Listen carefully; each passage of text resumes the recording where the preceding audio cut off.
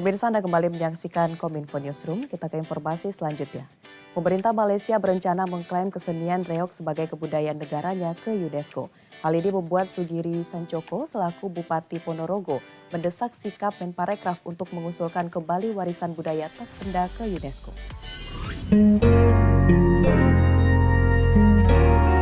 Kesenian Adiluhung Reog Ponorogo menjadi satu-satunya warisan budaya yang termasuk ke dalam prioritas utama warisan budaya tak benda yang membutuhkan perlindungan mendesak untuk didaftarkan ke ICH UNESCO. Seraya dengan reog yang akan diklaim oleh negara Malaysia, Sugiri Sancoko selaku Bupati Ponorogo mendesak pemerintah melalui Menteri Nadine Makarim untuk melakukan peninjauan ulang dan mengusulkan kembali reog Ponorogo untuk menjadi warisan budaya tak benda ke ICH UNESCO. Atas klaim tersebut, para seniman reog menggelar aksi yang dilakukan dengan menampilkan 40 dadak merak reog di Jalan Utara Alun-Alun Ponorogo. Masyarakat mendesak, kami menerima WA, menerima telepon dari ribuan orang yang ada di Ponorogo, di Jawa Timur, di Indonesia, bahkan di internasional, mendesak kami untuk bersikap. Saya sebagai Bupati Ponorogo adalah mewakili komunitas. Kami mendorong, memohon kebijaksanaan Mas Menteri.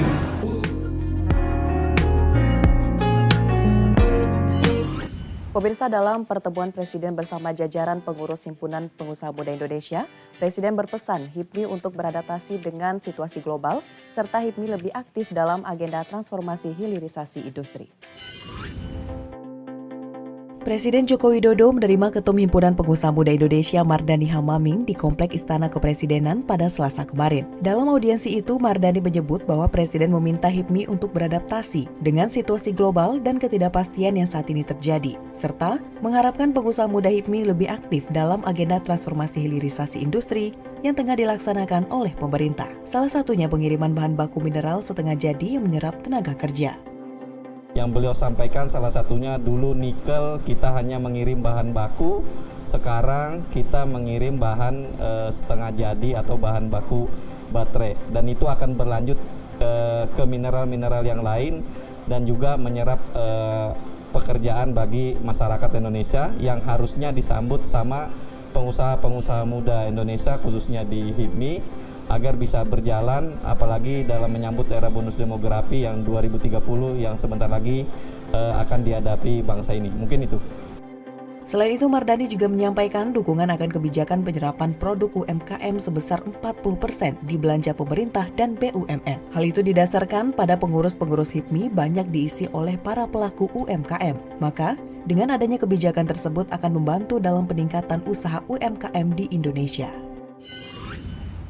PLT Direktur Pengelolaan Imunisasi Kemenkes Dr. Prima Yosepin menyebut imunisasi merupakan suatu upaya meningkatkan kekebalan seseorang secara aktif terhadap suatu penyakit. Pihaknya mendorong peran aktif orang tua sangat penting dalam memperjuangkan hak sehat anak dalam hal imunisasi dasar lengkap. Pemberian imunisasi yang terlambat atau tidak lengkap kepada anak menjadi salah satu hambatan dalam upaya meningkatkan kekebalan pada anak. Imunisasi kejar diperlukan untuk menyusul imunisasi anak yang tertunda tersebut. PLT Direktur Pengelolaan Imunisasi Kementerian Kesehatan Prima Yosepin dalam temu media Pekan Imunisasi Dunia 2022 secara daring mengatakan, imunisasi adalah suatu upaya untuk menimbulkan atau meningkatkan kekebalan seseorang secara aktif terhadap suatu penyakit. Menurut penelitian saat ini, WHO juga sudah menyampaikan ternyata imunisasi yang selama ini kita berikan hanya pada bayi dalam bentuk imunisasi dasar itu nggak cukup untuk memberi perlindungan. Harus dilanjutkan dengan booster ya, atau pemberian imunisasi lanjutan kepada kelompok usia yang lebih tua, yaitu kepada balita yang kita berikan di umur 18 bulan, kemudian kepada anak sekolah ya lewat bulan imunisasi anak sekolah. Kalau di sini dia imunisasinya belum lengkap, untuk imunisasi yang mengandung tetanus itu kita lanjutkan ya sampai ke dewasa, yaitu kepada kelompok wanita usia subur. Prima menegaskan peran aktif orang tua sangat penting dalam memperjuangkan hak sehat anak dalam hal imunisasi dasar lengkap. Dalam artikel Ikatan Dokter Anak Indonesia disebutkan, untuk mencapai kadar perlindungan maka imunisasi harus diberikan sesuai jadwal yang telah ditentukan. Jadwal imunisasi terbagi atas jadwal imunisasi dasar dan jadwal imunisasi ulangan. Ada yang cukup 1 kali imunisasi, ada yang memerlukan beberapa kali imunisasi, dan bahkan pada umur tertentu diperlukan ulangan imunisasi. Pemirsa, Kementerian Perdagangan melepas kontainer ekspor perdana produk kelapa parut kering produksi PT Sasa Inti ke Bulgaria.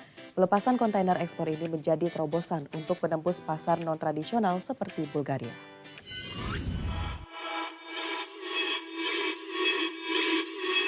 Dalam rangka mempopulerkan Indonesia Spice Up the World atau misi mempopulerkan bumbu masak dan kuliner Indonesia, Kementerian Perdagangan melakukan ekspor kelapa parut kering atau High Fat Desiccated Coconut ke Bulgaria. Pelepasan ekspor perdana produk kelapa parut oleh Menteri Perdagangan Muhammad Lutfi bersama Duta Besar Bulgaria, Albania, dan Makedonia Utara, Iwan Bogananta, ini dilakukan di Cikalang, Jawa Barat. Diestimasi ekspor kelapa parut ini memiliki nilai potensial 1,5 juta US dollar hingga akhir tahun 2022. Menteri Perdagangan mengungkapkan bahwa kegiatan ini merupakan suatu kebanggaan karena bentuk kerja keras yang dilakukan oleh pelaku usaha dalam menembus pasar internasional. Diharapkan upaya ekspor ini dapat menjembatani produk-produk Indonesia ke Eropa. Kesempatan untuk membuka ekspor daripada desiccated coconut pertama kali dari Indonesia langsung ke Bulgaria.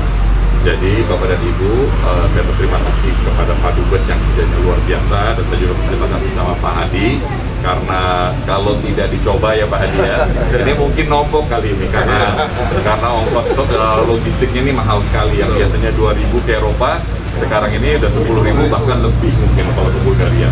Jadi saya terima kasih, tapi kata orang kalau tidak kenal maka tak sayang. Nah, sekarang udah kenal, kita tunggu sayangnya ya Pak Dubes ya. Oke. Jadi Bapak Ibu, ini kita sambut baik, dan ini kalau Pak Dirjen Pengembangan Ekspor Nasional bilang untraditional market, dan mudah-mudahan ini akan menjadi awal yang baik bagi kita semua. Pemirsa, di segmen berikutnya kami akan menginformasikan mengenai hutan mangrove Pantai Karangsong. Tetaplah bersama Kominfo Newsroom.